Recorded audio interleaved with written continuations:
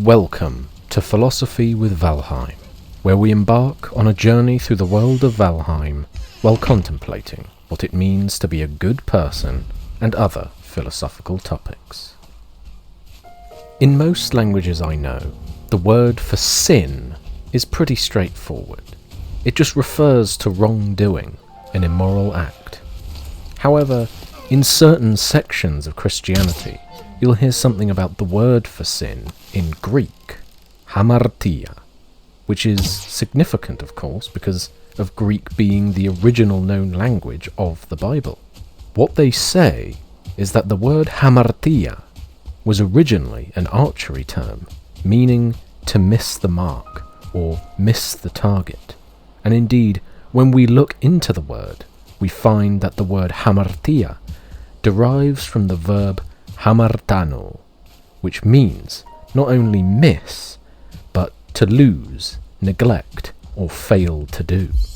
These Christians, especially Catholic and Orthodox ones, speak of this etymology because they wish to convey that when you sin, when you commit moral error, it is not that you are activating some evil juju or merely doing something that is on an arbitrary list of actions designated as bad, but rather simply missing some spiritual target, an idea that helps to tie morality together into something more cohesive, and probably also helps people feel less like sin is a stain on their soul, and more just a failure to succeed. When you miss the target, you just shoot another arrow. This is, of course, a fine metaphor for living in accordance with Christian ideals.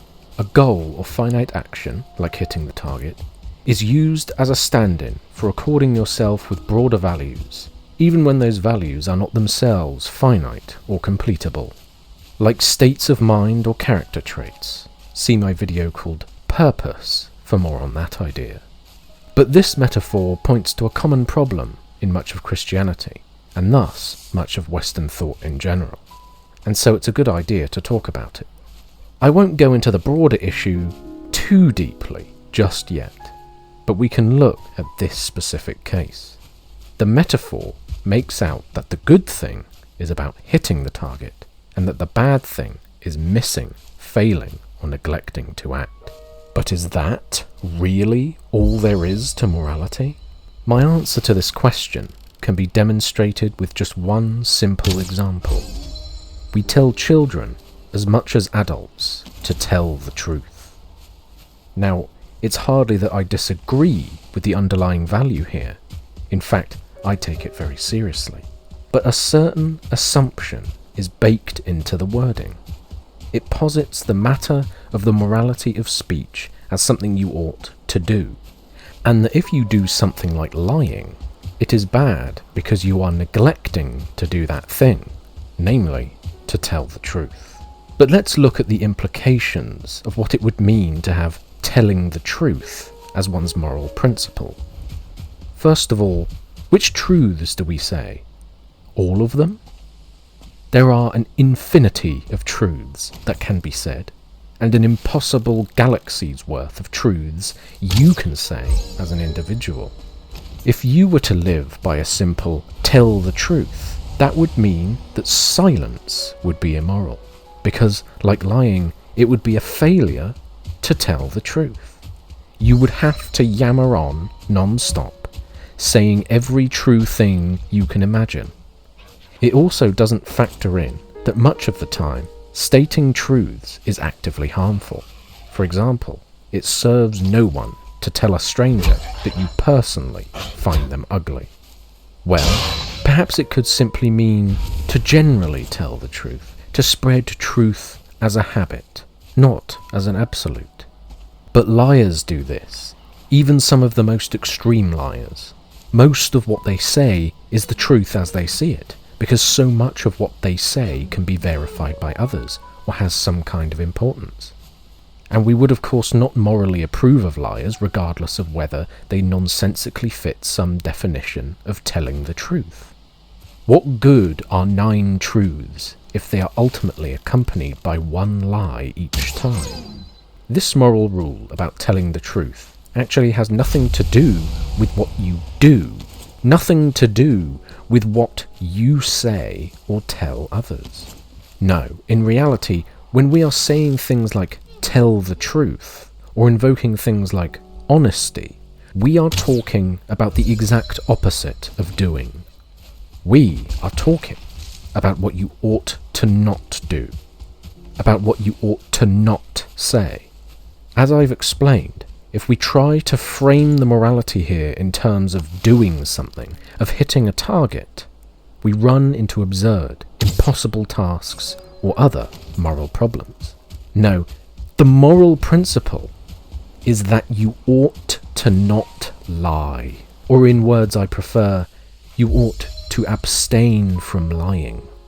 In our principle being one of not doing, we are actually proposing that it is good to miss the target. We are trying not to hit the lying bullseye. Similarly, while on a hunting trip, we do not just try to hit the deer. We also try to not hit our hunting companions. For this reason, I speak not only of the morality of action, but the morality of abstention. The word abstention is just the noun of abstain, which means to choose to not act. And with this comes a basic framework to look at moral principles. There are good actions, actions that increase goodness or reduce badness in the world. There are bad actions, actions that increase badness or reduce goodness in the world. But then, correspondingly, there are good abstentions, examples of non-action that increase goodness, or more often, reduce badness in the world. The latter, usually, by avoiding it entirely. And finally, bad abstentions, examples of non-action that increase badness and decrease goodness in the world. The latter, again, usually by avoiding it entirely. Now, let's give an example of each. A good action would be something like giving money to the poor. A bad action would be something like stealing. A good abstention would be something like the example given earlier, avoiding lying. A bad abstention, that's a harder one. Let's use the example of neglecting to tell your friend that his wife is cheating on him. Important to note as well is that each good action corresponds to a bad abstention, and a bad action corresponds to a good abstention, in some respect, though not always in a way that we would use the words. For example, if not lying is a good abstention, that means that lying is a bad action. However, while it's good to give money to the poor, and thus in some sense bad not to give to the poor, we would not typically call it bad not to give to the poor. We would only call it good to give. I won't go into that though. I should make a video just for that topic on its own. But this idea goes beyond just morality.